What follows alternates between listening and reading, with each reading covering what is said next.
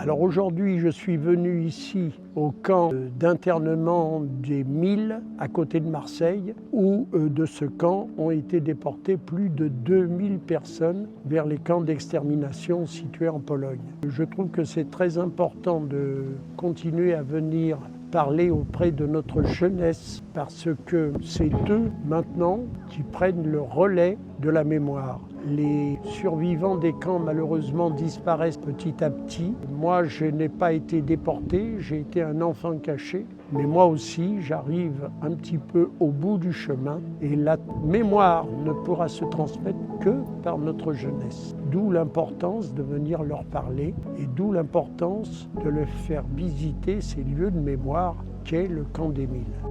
Aujourd'hui, c'est une journée exceptionnelle qui a été réalisée à la demande de Charles Anginesi dans le cadre des 80 ans de mémoire sur la Seconde Guerre mondiale. Donc on a organisé une journée pour pouvoir faire participer des grands témoins et nous avons emmené aujourd'hui plus de 200 élèves. Le département, depuis plus de 20 ans, effectue les voyages de la mémoire. Aujourd'hui, je pourrais dire que j'ai 212 nouveaux passeurs de mémoire pour communiquer et transmettre ce qu'ils ont vu, ce qu'ils ont vécu auprès de leurs camarades.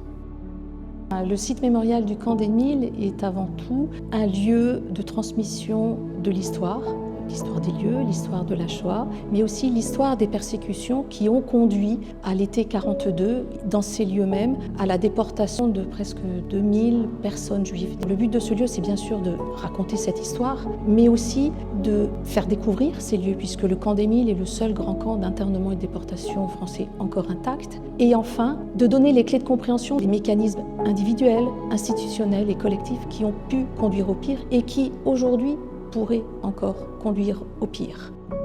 C'est choquant de se dire que autant de personnes ont vécu ça et de savoir qu'encore aujourd'hui on a la chance d'avoir des témoignages. Pour nous, c'est une partie de l'histoire que ce sera à nous de transférer plus tard aux plus jeunes pour leur apprendre l'histoire à notre tour et de leur dire que ça a vraiment existé et que c'est pas que des mythes.